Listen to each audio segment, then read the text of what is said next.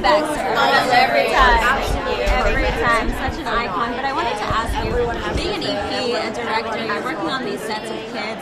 What is one thing that you do on those sets? Having been in the industry, protect these kids and make sure you know whether it's seeking mental health or taking a little bit of time. Well, I don't treat them like babies. I let them know that their presence, their professionalism, their mind is just as important as anybody else on this set. I think that's most important because when I was younger, I was a part of sometimes more shows than of the adults were, and no one would listen to me because of my age. So I really make sure to give them that space to have that communication. And the company that I work for puts all of the funds into making sure that these kids are mentally safe and physically safe on set. We have so many meetings as adults and supervisors to make sure that this is a safe space, not only for the child but also for the adult. And that was totally different than when I was growing up. When I was growing up, they would give you a physical and say good luck, you know what I mean? So it wasn't like, this is totally different land. I'm kind of jealous. Well done.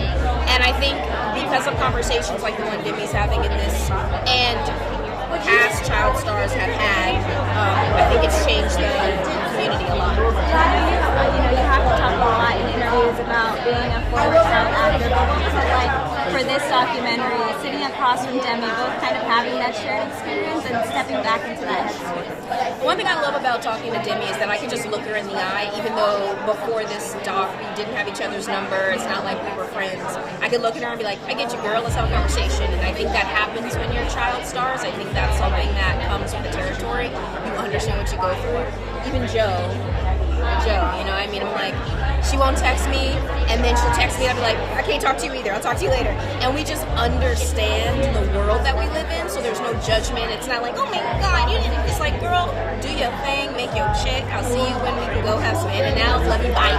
You know, and that's what I love about being in a room with people that went through that experience. You understand what a work schedule is. You understand how important it is to have a shoulder to cry on. You understand how it is to have a partner there for you in those times. And some of our choices might seem different for others, but our lives are a little bit different. So it kind of goes with the territory. Like that automatic synergy.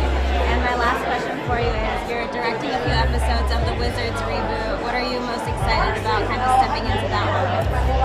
I'm going to pivot. I'm directing a pilot and EPing a pilot called Alice in the Palace, which I'm very excited about. And working on every Disney show that they allow me to direct has been spectacular. Working on Wizards for one episode was really, really fun. Getting to work with David Henry again, which for those who know, David Henry was on That's So Raven. So it was good to be able to see him grow up and see the new group of kids. Can you tell us a little bit about Alice's Place? Yeah, for sure. Where that story stemmed from? Yeah, Alice in the Palace is a spin-off from Raven's Home. Alice is my niece, and she goes to Europe to meet her doppelganger. It's kind of like a Parent Trap story. It's really fun. We're starting it right now, and I'm very excited. It's my first opportunity to direct a pilot, to really start from the ground up and build the story. Yeah, so I'm very happy about it. Thank you so much, Becky. Thank you. How you doing? Thank you very much. I wanted to ask you, you have friendship and support in Demi and Miley and Raven. What does that mean to you, just to be able to, turn to them and not just look to them as role models, but friends?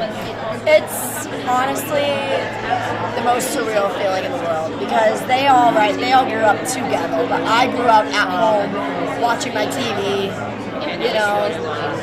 and just never imagining that I would be able to call them friends anyway. And it's unreal. And even Raven and I were just laughing on the carpet about why are we catching up as if we on the it's crazy to be how is this the life that I live? I'm so lucky. I'm so grateful. I mean, I'm the literal coolest peers, coolest friends ever. And as you were going from the JoJo that we knew before to now really transitioning as a musician, wherever this bitch is. What has that been like? Still having that change, but having it done, with still all eyes on you. It's fun. It's really fun. It's dramatic, and there is no winning, and And I think with no winning, I have had fun by winning. You know what I mean? And you've had the opportunity, you know, you grew up, we saw you growing up on television, we saw you growing up on social media as well. What advice would you give to the kids who are kind of also in that in-between of doing social media but also getting these TV opportunities? I think one of the greatest things that I ever did was I only shedded light on the positive sides of my life. And so that gave other people the courage to find those positive sides of their life. Of course, I'm human. I had those rough days, right? I had those hard nights. And I have a lot of things about me that people don't really know that I went through as a kid. And now you'll get to know a little bit more. But I think keeping it positive on social media, it really made my demographic go, oh, it's cool to be positive. You know what I mean? That's one of my things that I'm so grateful for that I did looking back at my past. Just keep it positive. The world's got enough negativity. We don't need any more. Thank you so much, Jojo. Appreciate